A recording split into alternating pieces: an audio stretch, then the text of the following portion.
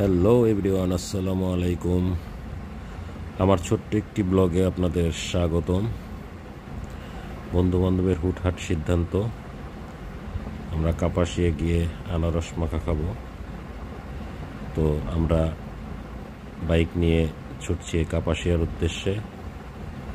এখন আমরা বাংলাদেশ সংশ্লিষ্ট কারখানার ঠিক ডান পাশে ফাউকাল রোড হয়ে যাচ্ছি।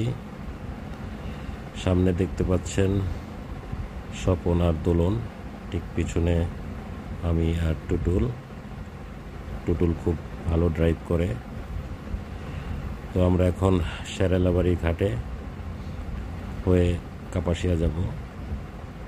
তখনও শেরেলাবাড়ি ঘাটে ব্রিজের কাজ চলমান ছিল, পুরোপুরি সম্পূর্ণ হয়নি। আপনারা এখন দেখলে স্বপন আর দোলনকে। এখন আমরা পার হচ্ছি রাজেন্দ্রপুরের সেই বিশাল শালবন। ঠিকঠাক মতো চলে আসছি কাপাসিয়া সেই আনারসের দোকানে, যেখানে আমরা আনারস মাখা খাবো। তো আমাদের দোকানদার আনারস মেখে দিল। এখানে আমরা খাচ্ছি হচ্ছে টুটুল, পলিন, দোলন, স্বপন এবং বাবু। আনারস মাখাটা সেই ছিল। ধন্যবাদ সবাইকে। আসসালামু আলাইকুম।